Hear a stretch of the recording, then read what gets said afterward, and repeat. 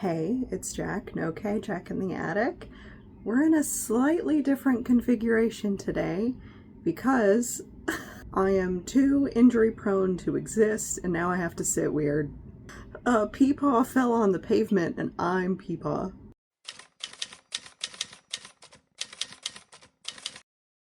That's right, I busted my knees.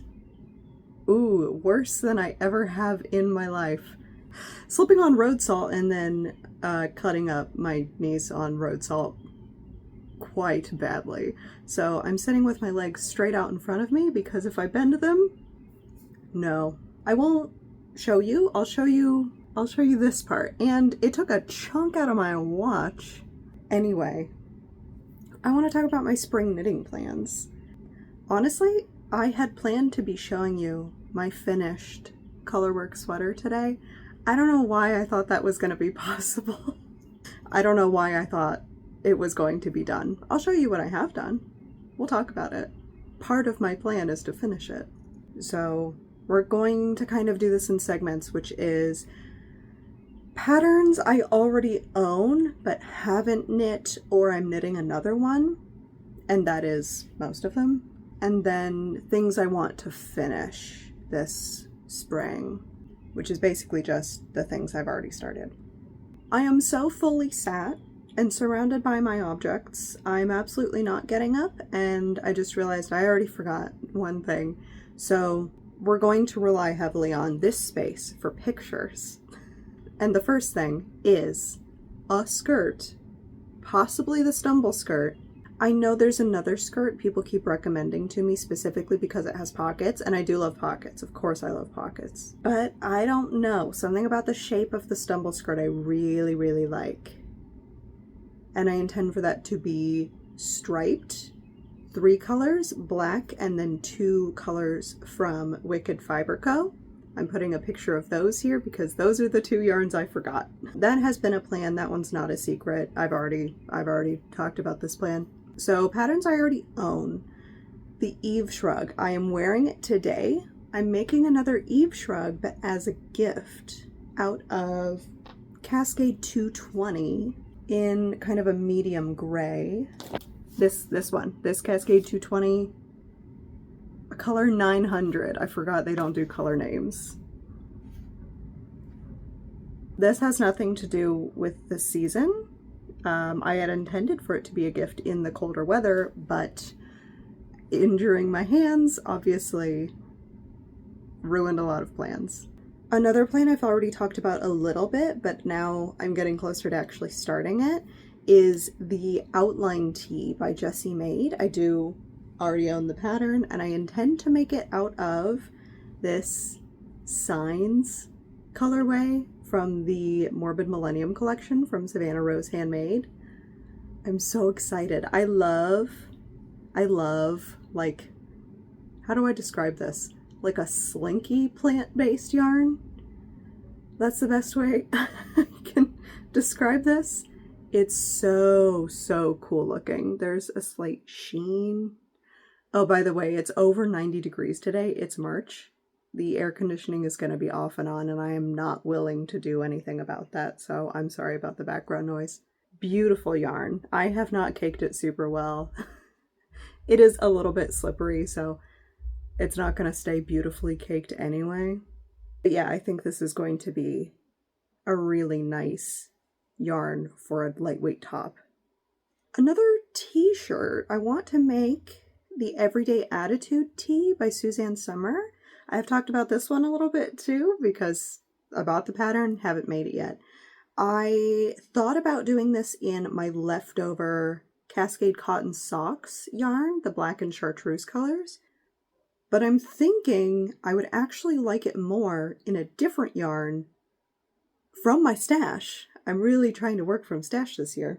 And that is this Universal Yarn Bamboo Pop sock in the black and gray. It's such a soft yarn. I really think this would make a very comfy top. And it's the full skein, so I wouldn't have to necessarily. Cascade Cotton Socks I don't know how they fit so much yarn into a single hank. And I know, like, fingering weight yarn, it's 400 to 440 yards pretty consistently, but somehow Cascade cotton socks, a single hank of that yarn will last forever. I don't know what kind of witchcraft they put into it. I'm confident that I could make 2 tops out of 2 skeins of that yarn. I don't know if that's true. But now I don't have to wonder, because I'm positive this would make a really, really comfy tee, and I think this is the direction I want to go. This, by the way, is 55% bamboo, 37% cotton. I really like bamboo for garments, especially warmer weather garments. But really high bamboo content is so hard to work with. Like, I'm not going to work with Trubu if I don't have to ever again. In the same category, I really want to knit the Beltane Sweater by Witching Hour Knits. If I can find the right plant kind of yarn in my stash, which I probably can. we'll find out. It is called a sweater, but I definitely want to opt for like a lightweight, breezy version of this garment. Multiple warm weather things with sleeves on this list. I've mentioned before that that's a definite weak spot in my wardrobe. The area between tank top and sweater that isn't ghost t-shirts. I own so many t-shirts, but I won't wear a t-shirt if it's not like 4 to 5 sizes larger than it needs to be. I don't like t-shirts touch everywhere wrong when they're the right size, and I wish I'd realized that before owning and becoming attached to so many t-shirts. I think a knit tee is different. I don't know why, it just is. Outside of the tops with sleeves category, socks. I can only think about socks. All I can think about is socks. I just want to knit socks. I'm really entering my sock era. Or I'm kind of firmly in it already. I just want to make socks. I just knit my first DK socks, and now all I can think about is DK socks. Do you remember how I said I wanted to release my non-standard sock pattern review video early this year, and how that definitely hasn't happened? Do you remember that? I didn't count on being injured for 2 months at the end of last year, and even now I've had to slow down significantly to prevent re-injury. So obviously plans have changed. Plans are super not canceled though. I'm still actively working on that. I have knit at least 4 pairs of these non-standard socks, which is to say, like, socks without a traditional heel, really? And that is not including a pattern that I started but couldn't finish because I couldn't get the math to math. It just wasn't working. Either I'm reading something in the pattern wrong or something in the pattern is wrong, but other people have made these socks, so I went into a lot of detail about these socks in my last video if you're really interested in hearing about the socks that didn't work. But moving on, I turned that failed sock into completely off the dome. I may have invented a new kind of sock. Probably not. Probably not. And I'm really interested to hear if anyone can find me a pattern that works this way. I'm dropping such big news in the middle of this video. Did I invent a new sock technique? Again, probably not. I don't know if that's still a thing that is possible.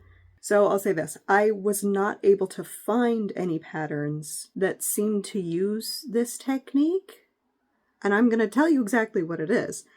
Here are my socks. They are kind of the shape of a traditional banana sock, but you can see that it's not a banana sock. How I did that, this is a DK sock, 44 stitches. On the front needle, which is the top of the sock, this is 1x1 rib. I did regular 1x1 rib, and then at the top of where I wanted the ankle to be, every other row on just the front needle for the top of the sock, I started slipping all of the purls. Knitting all of the knits, slipping all of the purls. On the second row, knit every knit stitch, purl every purl stitch, alternating. It's a 2-row repeat. Certainly someone else has figured that out first. Certainly someone else has figured that out first. But it felt so cool to improvise a sock and have it work out so well. I wear these all the time now. You may be able to tell by it's got some wear. And this yarn is so beautiful. I have to remember what it's called. It's Kim Dye's yarn Stroopwafel DK. What is the colorway? I think it's Exile. I've said this in a previous video. I don't know how I already forgot. It's definitely Kim Dye's yarn Stroopwafel DK. It's probably the colorway Exile. How cool is it? I'm still so obsessed. Enough about socks. I said that and I don't know if I can actually commit to it. Can I move on from socks? I'm looking at my list. Do y'all want a video tutorial on those socks? I think a seasoned sock knitter is going to be able to take what I said and run with it and improvise your own sock with that technique. But I can do more in depth. I've only made crochet and one like really kind of wild sewing tutorial.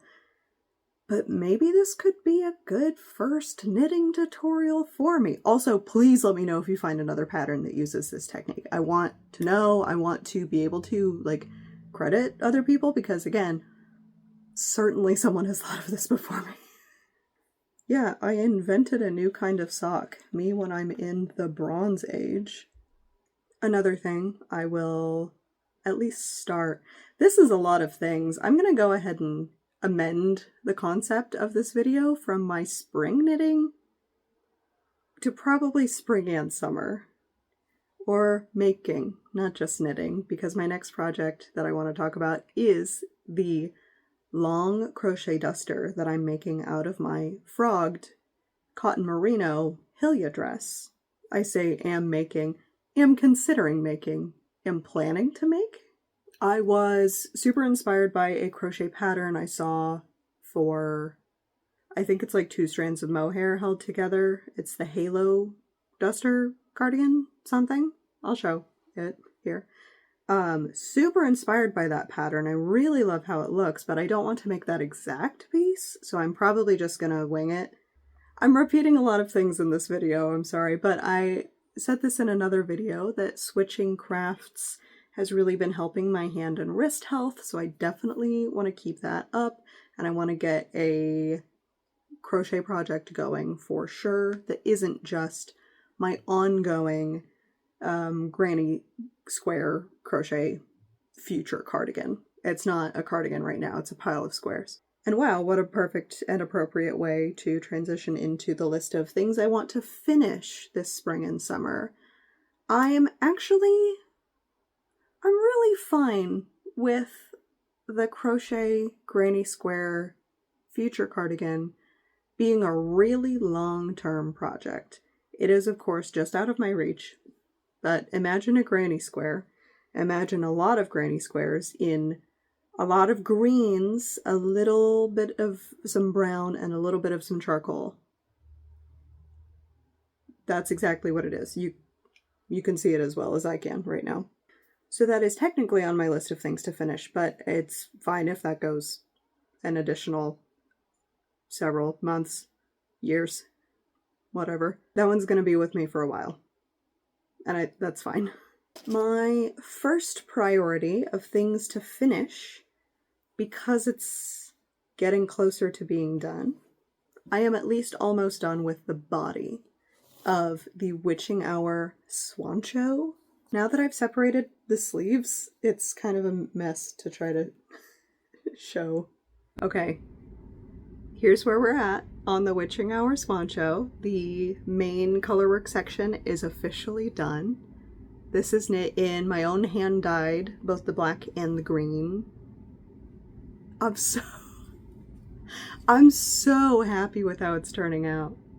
I did make one minor alteration so far. I raised the sleeve placement a little bit.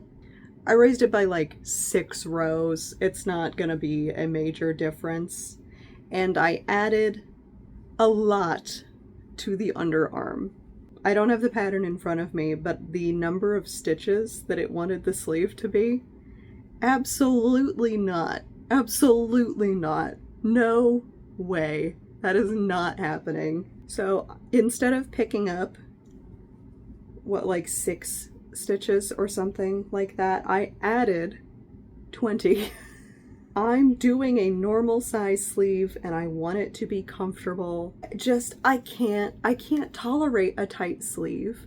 I think it looks really cool in the original pattern.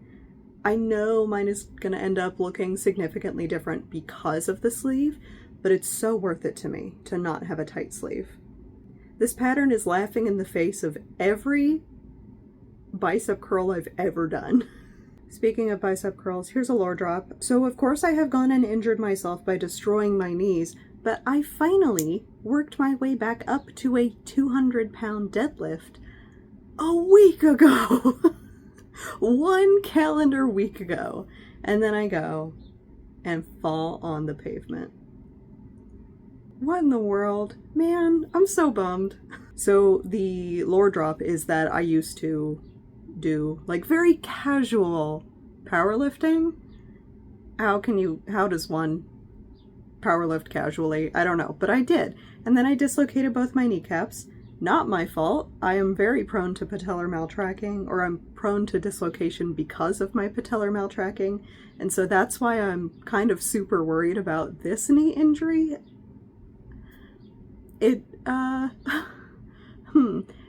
I think it hurts more than it should for some scrapes, so I'll keep you updated on that. I already own a cane, thank goodness. It's really saving me today.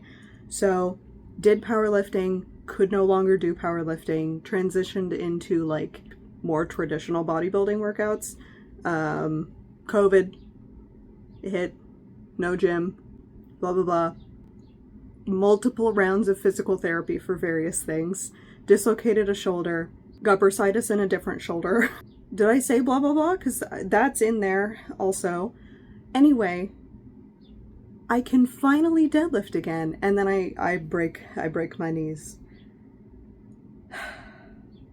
Moving on.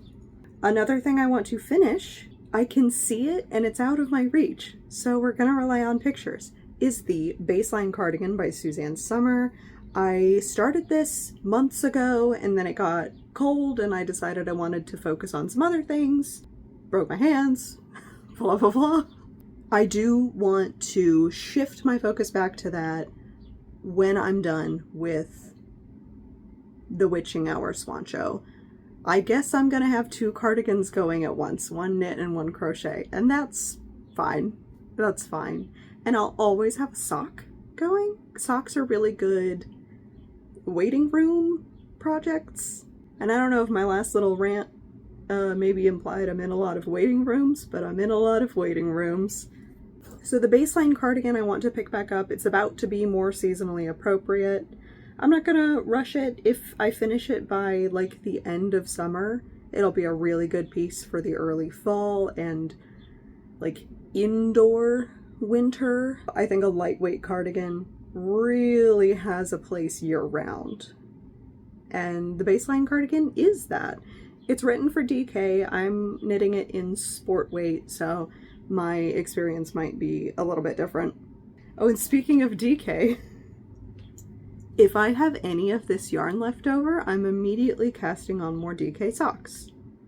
I love this yarn. I said this before, but there's no way I can replicate this yarn because I was just messing around in the dye pan and this is what happened. I have this much left of this skein and then another half skein of this green, so I think I'm gonna have yarn left over. Sock time. And I think the last project that I want to finish in the next couple of months is my mysterious weaving project that I showed a little bit of and then refused to talk about. And what a treat. Today I'm going to neither show it nor talk about it, except to say I haven't forgotten it. It is, like many other things, just on the back burner right now. I lied. I have one more thing. We talked about socks and I didn't pull these out. I'm not just trying to bring up socks in between every little section of this video, but I have sock brain. Okay, do you remember the banana socks I started with the Hobie Halloween Scary sock wool, I think? That looked like a koi fish and I hated it and I frogged the whole thing and donated the yarn. This is the other colorway that I bought at the same time. It does seem a little less Halloween-y. This is like specifically the colors of a couple of different pride flags, but it's not Halloween-y, you know? So I did restart with the almost exact same pattern. Every banana sock is kind of the same. I know for a fact it's a different pattern that I'm using this time because I didn't want to go find the first one. I just searched banana sock and opened the first free pattern on Ravelry. You can just do that. Here's how they're going. Someone is being jovial outside and it's a little loud and I'm happy for them, and if you can hear that, I'm sorry. And I'm also not, because, okay, let's be jovial. Anyway, here they are. I started from both ends of the same ball of yarn at the same time, so I knew there was going to be no chance of matching the stripes, and I thought that would be no big deal. And I still think that. I think they're going really well. I'm very happy with them. I kind of only want to work on socks, which is maybe why the witching hour swan show is taking so long, because I only want to work on socks. That is the theme of this video, if you haven't noticed, is wow, I want to knit socks. I wish I was knitting socks right now. Could have been knitting socks this whole video.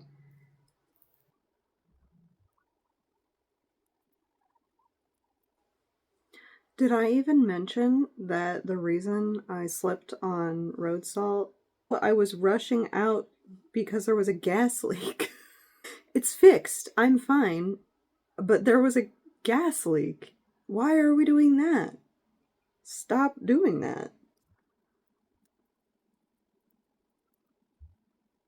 Okay, I just knit a whole row. I feel better. Anyway, I will simply choose not to apologize for how all over the place this video was. I have to assume you kind of know what you're getting yourself into at this point when you click on one of my videos. Unless you're new, in which case, this is how it is.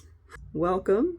This was actually a really nice distraction from me. I have just been in pain for the last, I don't know, 17 hours, something like that. I don't know what time it is right now. So thank you for hanging out with me. Hopefully my next video will be the one where I talk about the finished Witching Hour Swan Show, and that will also be the video where I discuss, this is a concept I already mentioned, but non-fiber arts objects that I use in my fiber arts practice that are helpful to me in some way. I have a lot of little objects to talk about that really don't fit into any other specific video. So they get kind of their own. So that is all for today. Definitely let me know what you are planning to work on for the spring and summer. I don't want to add anything to my list, but I'm still excited to hear about other people's projects. And as always, don't forget to rest and stretch and take breaks and to walk very carefully and look out for road salt on objectively hot pavement, because it is slippery and oh my god, it is sharp. It is so sharp. Take care of yourselves, and I will see you next time. Bye.